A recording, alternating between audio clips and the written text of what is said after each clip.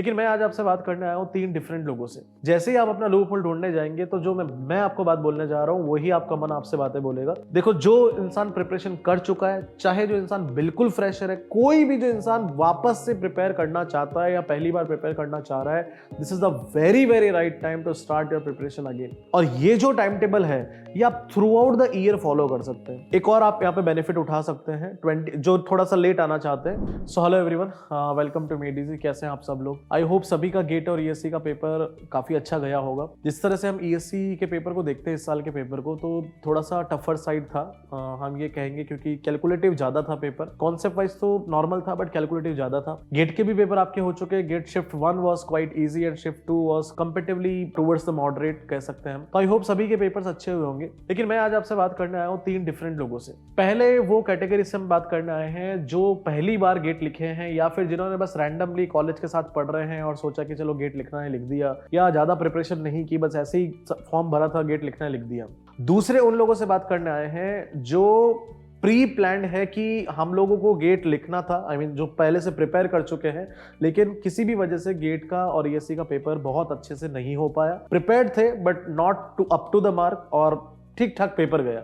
Definitely selection की उम्मीद पहले से भी नहीं थी, लेकिन और भी जैसे ही आपका पेपर हुआ तो मोर एंड लेस इक्वल गया आपका पेपर। और तीसरे वो लोग जिन्होंने प्रिपरेशन बहुत अच्छी की थी, जिनका प्रिपरेशन लेवल अपने तरफ से बहुत अच्छा था, लेकिन अनफॉर्चुनेटली किसी भी XYZ वजह से हम नहीं उस बेंचमार्क को टच कर पा रहे, लेट अस से। तो ये 3 कैटेगरी की मैं बात कर रहा हूँ। फर्स्ट, जैसा कि मैंने आपको बताया, जो बिल्कुल फ्रेशर है। सेकंड, जिन्होंने बस प्लान किया था, थोड़ा बहुत पढ़ के पेपर दिया। और तीसरा, जिन्होंने फुल प्रिपरेशन की और उसके बावजूद भी पेपर कंडक्ट पूरा अच्छे से नहीं कर पाए। रीजंस सबके अपने अपने पर्सनल रीजंस भी हो सकते हैं, कुछ कॉमन रीजंस भी हो सकते हैं। जैसे कि ईएससी का पेपर कैलकुलेटिव ज्यादा था, तो अब क्योंकि कैलकुलेशन ज्यादा थी तो पहली कैलकुलेशन अगर एरर होगी तो कंटिन्यूअसली एरर में जाती गई, तो वो पूरा क्वेश्चन आपका गलत हो गया। गेट में कई बार मिस आउट हो जाते हैं, कई बार जल्दी में गलती कर देते हैं, बाकी पेपर ठीक ठाक था गेट का। तो देखो दोस्तों, अब इन सबका सॉल्यूशन क्या है? आपको सबसे पहले तो मैं आपको ये बता देना चाहता हूं कि आपको पूरे पेपर की एनालिसिस करके ये पता करना चाहिए कि मेरा पर्सनल लूप होल पेपर के अकॉर्डिंग कहां पे था। जैसे कि जिन्होंने स्पेशली पूरी तैयारी कर रखी थी, जो काफी ज्यादा मायूस हो गई ये सोच के कि सर हम बहुत अच्छी तैयारी की लेकिन हमारा 150, 160, 170, 180, 190 तक टच कर रहा है। Although till now we don't know what will be the cut off, but at least let us say अगर हम 200 से नीचे के मार्क्स की बात करें, तो जो भी 200 से नीचे के मार्क्स लाए हैं, तैयारी बहुत अच्छी की थी, लेकिन किसी वजह से 200 से नीचे रह गए, तो सबसे पहले अपना लूप होल ढूंढिए। मैं आपको बता देना चाहता हूं, जैसे ही आप अपना लूप होल ढूंढने जाएंगे तो जो मैं आपको बात बोलने जा रहा हूं वही आपका मन आपसे बातें बोलेगा। वो ये बोलेगा कि यार अपने रिवीजन में कहीं ना कहीं प्रॉब्लम थी, हमारी क्लासेस लॉन्ग थी तो हम प्रॉपर टाइम नहीं दे पाए, सभी सब्जेक्ट को 2 से 3 बार रिवाइज नहीं कर पाए। कई सारे लोग ऐसे होंगे जिन्होंने 1-2 साल पहले कभी यहाँ पे आके पढ़ाई की होगी या ऑनलाइन पढ़ाई की होगी और अभी घर पे ही पढ़ रहे थे, तो ना तो टेस्ट सीरीज उतना सीरियसली दे पाए, ना ही पूरा प्रॉपर रिविजन कर पाए, ना ही किसी स्ट्रेटेजिक प्लान को आप फॉलो कर पाए, ना ही किसी कोच को अपने साथ में रख पाए। मतलब कि एक पर्सनल मेंटर जिसको आप कहते हैं, उसको आप साथ में रख पाए। बस अपने ही बनाए हुए फॉर्मूलों के बेस पे आप बात करते रहे, अपने ही बनाए हुए तरीकों पे आप चलते रहे, और एंड ऑफ द डे क्या हुआ कि वो चीजें सम अप नहीं हो पाई। देखो, कई सारे लोग घर पे टेस्ट सीरीज देते हैं क्योंकि नहीं हो पाता किसी का आना या किसी भी तरह से। अब उनका जो जजमेंट है खुद का टेस्ट सीरीज देने का, और जो आप ऑफलाइन सेंटर में बैठ के टेस्ट सीरीज देते हैं, जो घर पे बैठ के पढ़ते हैं और जो ऑफलाइन सेंटर में आके बैठते हैं, तो उनमें बहुत ज्यादा फर्क होता है। उनके आइडियाज को सोचने के तरीके पे, उनके पूरे के पूरे एनवायरनमेंट को लेके बहुत ज्यादा फर्क होता है। तो देखो, ये जो महीना है फैब का महीना, ये वैसे ही काफी खूबसूरत महीना है, आपको सबको पता ही है। तो इसी महीने में आप एक चीज और ऐड कीजिए, आप अपनी नेक्स्ट ईयर की जो प्रिपरेशन है वो इसी महीने से आप स्टार्ट कीजिए। देखो, मैं आपको फैब का बहुत बढ़िया बेनिफिट बताने जा रहा हूं। फैब का बेनिफिट ये है कि ईएससी प्री और गेट के एग्जाम मोर एंड लेस हमेशा फैब में होते हैं, तो इस फैब से अगले फैब तक का पूरा 365 डेज का साइकिल आपका रन हो सकता है if you start as soon as possible in the February. देखो, जो इंसान प्रिपरेशन कर चुका है, चाहे जो इंसान बिल्कुल फ्रेशर है, कोई भी जो इंसान वापस से प्रिपेयर करना चाहता है या पहली बार प्रिपेयर करना चाह रहा है, this is the very very right time to start your preparation again. और स्टार्ट प्रिपरेशन का मतलब ये नहीं कि खुद से प्रिपेयर करना है, विद क्वालिटी गाइडेंस, जैसे कि बहुत ज्यादा मैटर करती है। तो उसका तरीका यह है कि जितना जल्दी आप प्रिपरेशन स्टार्ट करेंगे, देखिए मेड इजी में जो भी बैचेस बहुत बिगिनिंग में लगते हैं, लाइक दिसंबर में जो हमारा एक बैच स्टार्ट होता है, फिर अभी फैब में दूसरा बैच स्टार्ट होगा, फिर आगे मार्च में भी आते रहेंगे, March April, every month new batches will be there. But as soon as possible, if you start, your classes time will be restricted to a certain slot for maximum of the maximum part of the year. जैसे कि for example बात कर रहे हैं जो Feb में जो batch start होते हैं, जनरली दिल्ली की बात कर रहे हैं तो 8 से 2 का उसमें टाइम रहता है, all the throughout the year more and less same ही रहता है। तो अब इससे फायदा क्या होता है? फायदा ये होता है ना, जो लोग पहले ही प्रिपरेशन कर चुके हैं उनको क्या फायदा होता है? उनको ये फायदा होता है कि आप क्योंकि पहले ही पढ़ चुके हो, सारे सब्जेक्ट आपको पहले से आते हैं, आप हमारे साथ में वापस उंगली पकड़ के चल रहे हो, तो आपको कभी भी पाथ से भटकने का मौका नहीं मिलेगा।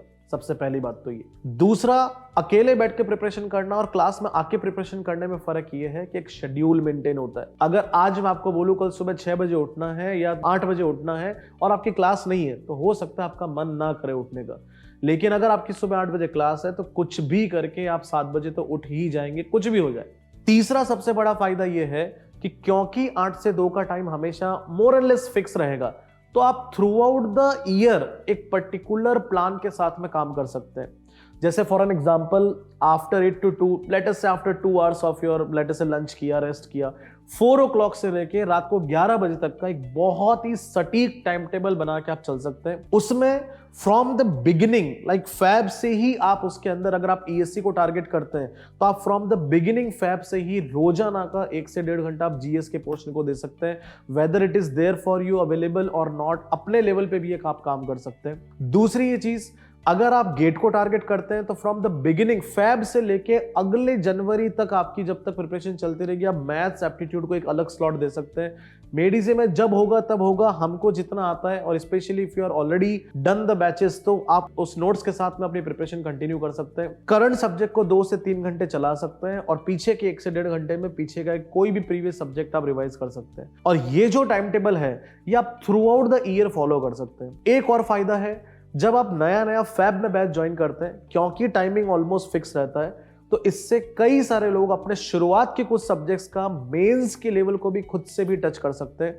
जैसे for an example, initial level पे अगर आपका for an example soil mechanics start होता है, आपके पास पीछे 6 घंटे हैं, लेट अस से 1-1.5 घंटा आपने जीएस को दे दिया, उसके बाद 4-5 घंटे हैं, तो जो सर ने आपको पढ़ाया उसको तो आपने पढ़ा ही पढ़ा। मेंस की बुक आपके पास होगी, उसके थोड़े बहुत question, just 10 marks, 12 marks, 15 marks से क्वेश्चन आपने करना स्टार्ट कर दिए। क्योंकि अगर आप 1 साल का पूरा साइकिल लेके चलेंगे ना, तो आप बहुत लंबा टारगेट कर सकते हैं। मैं आपको बता रहा हूं, बहुत विजनरी प्लान के साथ चल सकते हैं।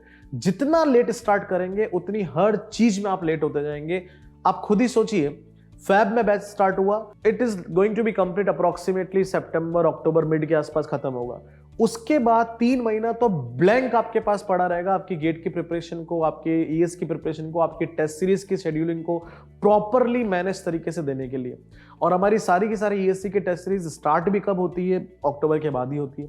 इट डज नॉट मीन कि आप कोई भी बाद का बैच ज्वाइन करेंगे तो उससे कोई नुकसान है, ऐसा नहीं है। मैं बस आपसे ये कहना चाह रहा हूं, अगर आप पेपर दे चुके हैं और अगर आपको लगता है कि नहीं अब हमें प्रिपरेशन की नीड है ही, तो लेट करने का कोई भी फायदा नहीं है। आप जितना अर्ली हो सके उतना अर्ली स्टार्ट कीजिए।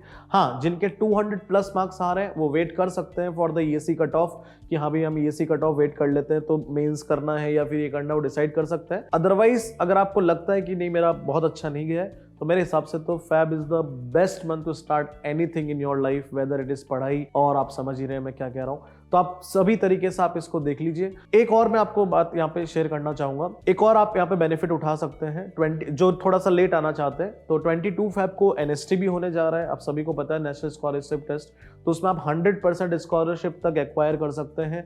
उसका टेस्ट का पैटर्न आप देख लीजिए, हमारी वेबसाइट पे सारी चीजें उपलब्ध हैं, तो वहां से टेस्ट पैटर्न, सब्जेक्ट एनालिसिस सब आप देख के आप पेपर दे दीजिए। आपसे पहले भी बहुत सारे स्टूडेंट्स ने एनएसटी के बेनिफिट्स लिए हैं। आप कई सारे ईएससी टॉपर स्टॉक देखेंगे तो उसमें भी आप ये चीज ऑब्जर्व करेंगे, तो कई सारे लोग आते हैं बोलते हैं सर मैं एनएसटी में मेरे को इतना % स्कॉलरशिप मिला था। क्योंकि यार देखो, जो डिजर्विंग कैंडिडेट शुरुआत से वो लास्ट तक हमारे लिए है, तो आज जो है वो कल भी रहेगा, तो आप उन्हीं में से एक हैं। तो हमारे साथ जितना जल्दी हो सके जुड़िए और अपने सपने को उतना ही जल्दी साकार करने का मौका पाइए। यही बस मेरा आपसे सजेशन था। बाकी आपको कोई भी हमारे तरफ से सपोर्ट चाहिए, आप नीचे कमेंट सेक्शन में लिख सकते हैं। थैंक यू, बाय बाय, जय हिंद।